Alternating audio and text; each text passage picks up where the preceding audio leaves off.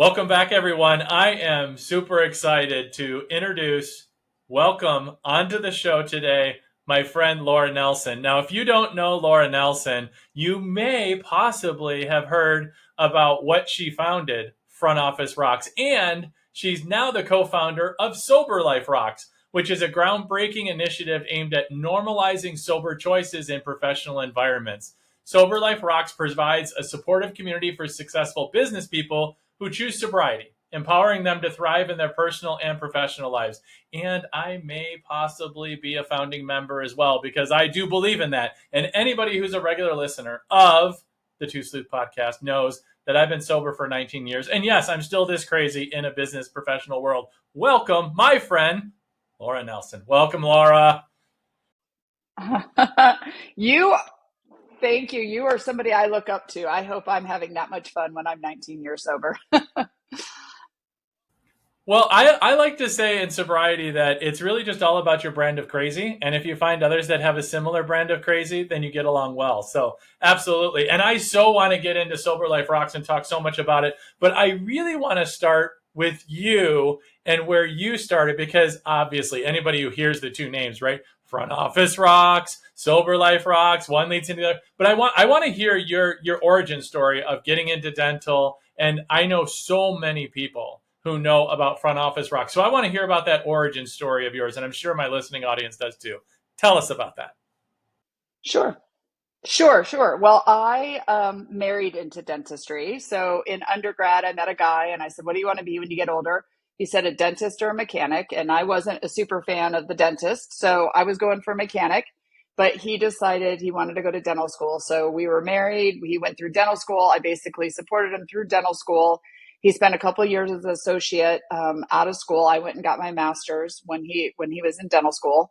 And then he decided to open a practice. And I knew in all of his 4 years of dental school, he learned zero about business and hiring and firing and all of the, running the practice. And so I jumped in. We had a 1 and a 2-year-old at home. It's pre-internet, pre-podcasts like this, pre-YouTube videos, and I knew nothing about dentistry. I only knew how to hire, fire, train, organize systems, customer service, and I knew I didn't like the dental office. So if I couldn't change the actual dentistry part of it, like that part's necessary, I could change the environment around what happens in the office. And so we built 2 successful practices, one in Maryland. Then we moved to San Diego, California in 2006 and opened a second practice. And during that time, many people asked me to be a consultant, come in and train my team, work with my staff. And I didn't really want to be a consultant, but I knew what I thought was missing in our industry was team training. Like the doctors go to courses, the hygienist assistants go to courses. Many times the front office doesn't get to go. And we are the first and last impression of every appointment. I had the idea of filming videos right when I was starting Front Office Rocks. DVDs were big. Everyone was making their DVDs. We could probably list some names of people we know. And I got really good advice to do a subscription-based model. And so I started a subscription-based website, and it kind of grew from there. So we train both front and back. Our focus is customer service and systems. I have to put my disclaimer in here. I'm no longer married to the dentist. I'm a recovering dental spouse. I did 22 years and I'm out. But I am still married to dentistry and love it. So get the opportunity to go around, train teams, talk, speak, and talk to amazing people like you. Yeah, I love the origin story, and thank you for filling in gaps. You said the DVDs, and I started to hearken back to my youth, and there's a phrase that's out there for anyone who's of my age. So I'm 53. The infomercials and the positive cash flow. The positive cash flow about, and the with the beautiful girl sitting on the car, and I don't know why that's what I thought of when you started talking about the DVDs and the infomercial. But what you talk about resonates so much, especially with the full arch clients that we work with at G&A Consult. And yes, I went the consulting route, but I waited a long time until I had a lot of dental in me in order to go that route. So good for you for not, right? And going a different route. And that is, the initial inquiry, the first and last touch point of the page, the first touch point. that initial inquiry. And in full arch, it's so competitive in that landscape. It's a $1.5 billion industry just in fixed full arch. And that very first initial inquiry, first touch point on the phone most of the time. And it is one of the most critical. And what you touched on, I think, is so important, right? Because all of the training that's focused on the clinicians with CE, with the dental assistants, with the new equipment and all the, and dental hygienists, where's the rest of the team? And so focusing what we do on the entire team, every touch point of the patient journey, consistency in verbiage, which is so crucial, right? If your digital imprint says CBCT, then on the phone, it should be a CBCT. With those taking the records, should be a CBCT. The doctor should call it a CBCT. You can call it a CT scan. You can call it a cone beam. But whatever you call it, it should be the same throughout the entire practice. These little things of consistency. And so I'm curious, like, do you find that the consistency piece is a theme in your training that you've developed and have done over the course of years and that you talk about over at least 2 decades since you moved to San Diego? Before then in the practice in Maryland, do you find that consistency is a theme that runs through? What are some of the others as well? Yeah, actually, that's a perfect thing for us. We were growing our practice, just real experience share here. We were growing our practice, and it was growing quite a bit. And the one thing we noticed was our hygiene, perio wasn't growing. And so we went, took our entire team. The reason I'm in San Diego is we took everyone to Carlsbad, and I fell in love with California, and we ended up moving here. But the training, what we found was the consistency that we were missing was not only the verbiage, but also how we were probing and how we were diagnosing perio in our practice. We had 4 clinicians, 2 hygienists, 2 dentists, probing differently because they went to different schools.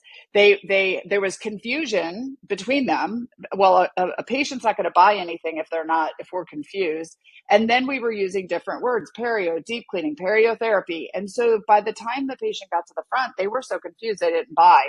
And so just cleaning that up increased our perio acceptance rate. So 100%. And if you think about it, many times we use words. This is kind of some of the jokes I do from the front of the room. I mean, what's an FMX, right? Patients don't know what that is. What's a bite wing? What's a prophylaxis? That just sounds dirty. I mean, don't worry. Don't worry. We're going to probe you first, right? These are the words that if our patients don't understand what we're saying, even like a CBCT, whatever you call it, if the patient doesn't understand and we're using clinical terms, they're not going to be willing to move forward if they don't understand what it is they're getting. So really making sure that we're using the same words and that the patient understands, because they're ultimately the ones that we need to understand what we're talking about. Well, and you talk about too, and in some of the dialogue we've had in the past, and what you shared is all about making sure the patients are included in the process, right? If there's the us and them mentality, and that's what you're talking about, that we talk clinical, don't speak dental. And we do that through at GNA Consult, right? If we're talking about, well, tell me what you're calling about. Well, they don't know, but tell us about your dental condition. Oh, they can certainly talk about what's going on. My upper plate doesn't fit. I have some pain in the lower left. They can talk about themselves all day long, right? Laura, you and I know about that. We'll get into that with, we can talk about ourselves all day long, but it's that including them in the conversation, including them in the treatment planning, including them in their own oral health. Once you have that inclusion, once you start to include them, then it's not a matter of selling them, even though we sell every day of the week, every, day of the year. We're selling everything, right? You go to a restaurant, you want the nice table by the window, not the one by the restroom where it's loud and clangy with all the dishes in the back that you can hear. You sell yourself in that concept to the maitre d', to the host, to the hostess, to get the good window seat, right? Unless you go there all the time. So selling is something we do all the time. And you get their buy-in into what you're offering for that oral health and the oral cavity and the body systemic, and then also now the brain and all those connections, well studied. So this is not a big mystery. And so that inclusion piece is something, that we're including them in the process of getting them to where they want to get to, which is, I just want a clean bill of health, body, mouth, all of it. And so I love that you mentioned that. And I think that's critically important. And that initial inquiry piece, right? Include them in the process. That's how you're going to get their buy-in to move forward. Now, I want to transition to the Sober Life Rocks. Like, where did that inspiration come from? Because having this concept of, you and I both know, we've talked about this, and I want to talk about this with our listening audience. because for those of us that make choices, whether we're sober or that just want to make different choices, because at conferences, at events, and want to choose to not participate in alcohol. It's our whole society tends to revolve around alcohol. Just watch any sporting event, right? What's advertised. Not so much lately, but at least at the dental conferences. And you and I have had conversations around this. So talk to me about the inspiration, the ingenuity, the origination of Sober Life Rocks. So I stopped drinking in 2020. I am remarried now, and my husband is 19 years sober actually this weekend. He Congratulations to has a him. history. Yep, that's a big one. So he went to AA. He had family members that went to AA. I met him. I remember being alone and wondering if I had a problem with alcohol, and prayed for an answer, and then met a guy who was sober. And I was like, well, I don't know that I was looking for sobriety. But what happened That's a bit was, too far. that's a little too far. Like, come on, I was looking for a middle ground. But what happened was, I was sober at home with him. We would go days and weeks, and I'd be sober, and I felt amazing, right? And then I'd go to conferences and indulge, like what happens, and so back and forth. And I saw a TED talk about a gray area drinker, and I was like, that resonated with me because I couldn't see myself personally. I went to speaker meetings with him at AA, but I wasn't considering myself an alcoholic. But what was I? Right? I had this dichotomy in my head, this two voices. So in 2020, I stopped drinking. And I say I got sober on TikTok because I just started watching other influencers on TikTok, teach the first day 1, day 5, day 12. And I read a book called This Naked Mind, which I'm now certified as a coach. It was an amazing book that changed my subconscious feeling around drinking. I no longer can't drink. I choose not to drink. It's a choice. So all of this kind of happened. And then we got back on the road after the pandemic. And I was fine out at the conferences, but I was kind of like, this seems pointless. I go to the evening events, they roll up the black bars, people start drinking, they're yelling over the bars. I go back to my room early. I'm here to network. I don't understand. Then I start talking to other people who don't even go to the conferences because of the amount of alcohol in the evenings. And I'm like, well, I'm a speaker. I want you at the conference. Why aren't you going? And so it just sort of didn't match. It's kind of old school, right? This is the way we've always done it. Throw more alcohol at it, more people will come. And I had bought the website Sober Life Rocks, the URL, like the month I got sober. And it's just been sitting there. And I thought maybe one day I'd sell swag, some fun stuff, right? But what happened was I was at a conference in October of last year, and on the panel, they asked me to talk, it was mind, body, health. And they asked me to talk about, my life. And I brought up my sober choice of changing my, working or my life with alcohol. And I happened to ask in the room, how many people consider themselves sober or sober curious or sober-ish? And like a quarter of the room raised their hand, but nobody knew of each other. Everybody was kind of hidden, and they kept their hands sort of low. And it was crazy to me because none of the women, it was all a women's conference. Nobody knew about each other. And the meeting planner came to me and said afterwards, I don't even have anything for you guys to drink tonight. All I have is beer and wine. Like, I need to get something because a quarter of the attendees don't even drink for whatever reason, right? And that's when Margie and we've known each other for a long time. Margie has been sober for a lot longer. She's also, I think, at 20 years almost. She, had said like she wanted to do something different. And I was like, we need to elevate people who should be, because I'm proud of my sobriety. I'm proud of this. This is one of my top 5 things in my life that I'm most proud of. So why can't I celebrate that? And why does it have to be a secret and low hands raised? So it started there in October, and now we're 6 months in, and it's growing hugely with all of the changes and things that we're doing in our industry and others. Well, and this is the thing for me. I've been sober for 19 years myself, and so your story is a little different from mine, and that's what I love is that people can come to Sober Life Rocks. They can make choices at conferences and make their own choice to not drink, right? And that's options, right? And I always tell people as well. So for me, it was because I was a hot mess, and people who have heard my story and know my story, that was not really a choice. Like, I needed to stop. it was bad, right? It was one of those of like, did you ever really grow out of that stuff that you do when you're in your late teens and early 20s? No. And I never had a drink socially.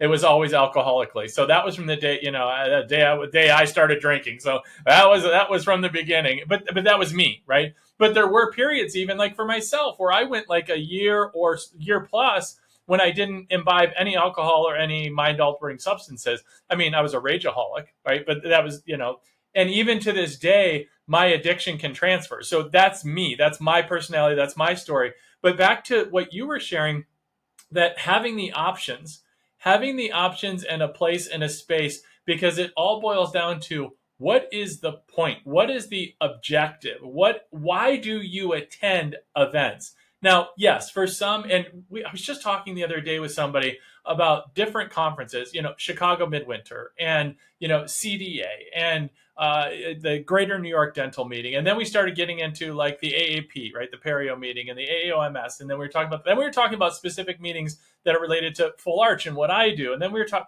and so we were just going around all the meetings and how they all have their own flavor, if you will, right? Their own geared towards certain things. And so certainly some of them are really heavy scientific focused and some are very CE focused. But in general, there's thematically, it is a lot of drinking at them, right? Events, parties thrown on. Now, it has shifted some post pandemic. Well, can you say post pandemic? I don't want to offend anyone, but if I do, blow up my socials. You all tend to anyway. It's fine. I can handle it. I'm a big boy.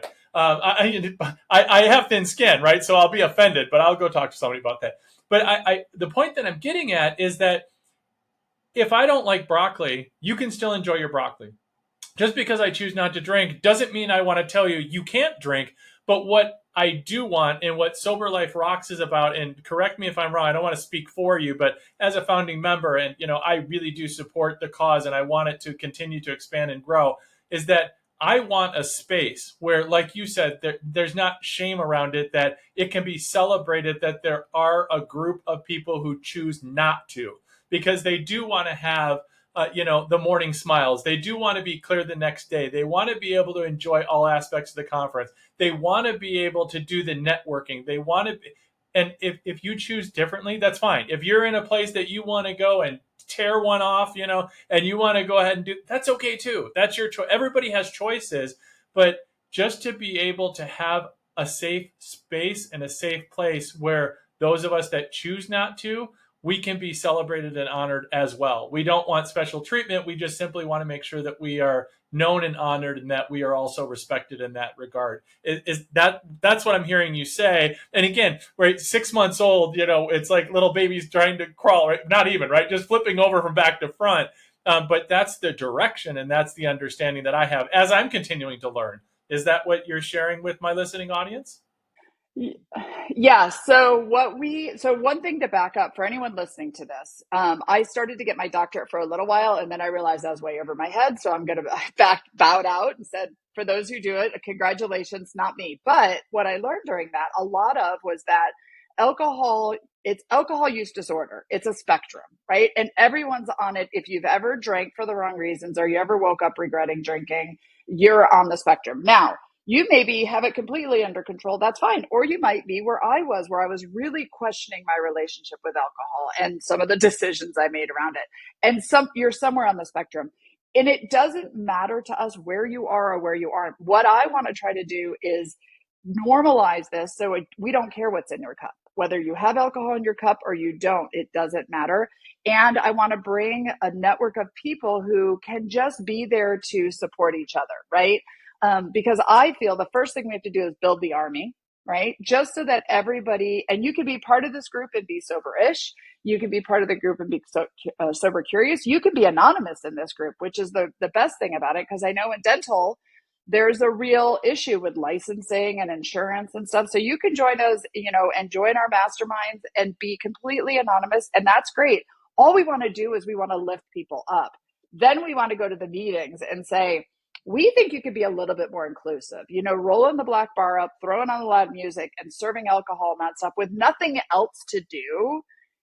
It's not very inclusive. Why can't we keep the alcohol, but bring in comedians or karaoke or a scavenger hunt or video games or a DJ where there's an outdoor side area where we can all talk too, because we would love to stay, but we would love to have other things to do besides just drink. And that's really where the two sides are coming together with Sober Life Rocks. Yeah, and that's amazing, right? It's all about choice, and it's uplifting that choice where it's not, here's a lavish ballroom, and then if you want to do your thing, well, that's not really a consideration, right?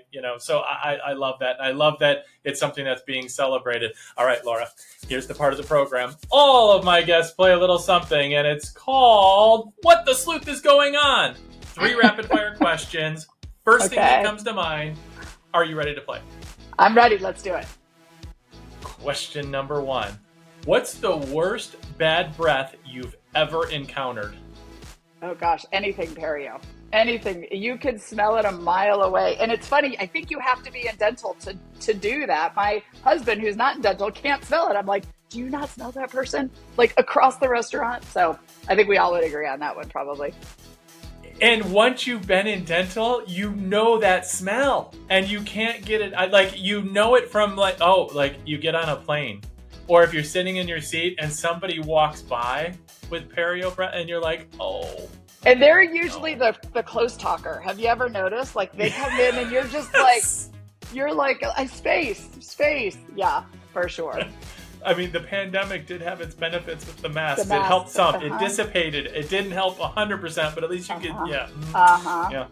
Good. Okay, question number 2. If you could change one thing about your smile, what would it be? Oh, I don't know. I'm pretty happy with my smile. I guess I would like to not have to wear my retainers at nighttime. I still wear my retainers. Now, I used to grind, and that was when I drank, and so I was a grinder. I don't grind anymore, which is great, but I did do the Invisalign, and so I wear the retainers, and it'd be nice not to have to wear those. So that would be the one thing. I wear a dental device that brings my lower jaw forward to open up my airways so I don't snore. Well, so I don't snore nearly as much. Now my husband can actually sleep in the same bed most nights next to me, and I don't wake up nearly as much. So it's a fantastic thing. Yeah, for sure. And I'm grateful for it. Yeah. And it serves too, because I did the Invisalign thing, and it helps keep my teeth. Yeah. So yeah. But it's funny because I'll take a picture and my daughter does be like this, and I'll take a picture and send it to my son, and he'll make fun. He'll be like, dude, seriously, what's going on? He goes, oh, you've got your device in, don't you? I'm like, dude. And I won't take it out to talk to him if he calls me after 8 p.m. because that's my bedtime now. So that's what age and sobriety will give you for sure. Okay, question. It's sleeping good. Yes. So, it is, right? Peacefully. Yeah. No, it's okay. Question number 3. If you could go back and be the inventor of any dental product, and no, you can't choose your own if you have that, which one would you choose and why? Oh, geez. Go back and do it. I guess anything that has to do with making the patients more comfortable. I have a true dental phobia. It's getting better, of course, of my years in the dental chair in the dental industry, but anything that would make it easier for patients, not drugs, but actually make it easier on the patients, I would say that. And I didn't invent it, so. Oh, great. So I am with you. I am with you on that. So I had an abscess tooth when I was 8, and so that thing gave me some dental trauma. And then I had my wisdom teeth out when, and I won't say the name of the group where I went to when I first got sober. And it was one of them was impacted, and it was rocking back and forth. It felt like he put his foot on my chest. It was, and yeah, so. It's one of those stories you hear from patients. It is, right? And I experienced it. So I'm yeah. So yeah, so I'm right there. I'm there with you with the dental trauma thing, trying to get over the phobia. I'll tell you what. I had a root canal done on a tooth, I don't know, 25 years ago, something like that. And then it needed a retreat, which in my mind, you should never need a retreat. You got a root canal done once, but they found another root with the new technology. Then it failed again, and then I needed an implant. I'm like, the same tooth should not get worked. Once you do a root canal, that should be it. That should be it. You Right. should be done. Right. One and Right. done. Should be a one and So, done for sure. Well, Laura, I want to respect my listening audience and your time. It's been a great conversation. Is there anything in the last minutes or so here that you want to share with my listening audience that I haven't asked you that you just want to get off your chest and make sure that it gets into the episode here today?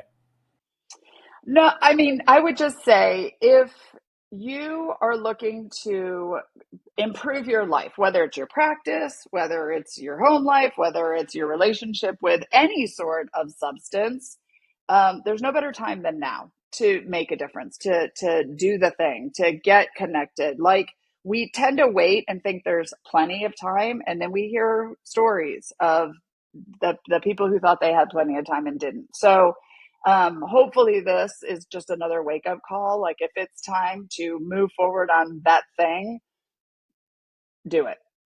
Do it. Let us be the voice in your head that says it's time to make that decision. I love it. The time is now. Don't procrastinate. My guest today on the Two Sleuth podcast has been Laura Nelson, founder of a number of things, but most recently, Sober Life Rocks. Thank you so much for being a guest. It has been truly my pleasure, Laura. Well, thank you for joining us, being a founding member too. So we hope lots of people join us along the way. Absolutely. Make it a great day. Thanks again.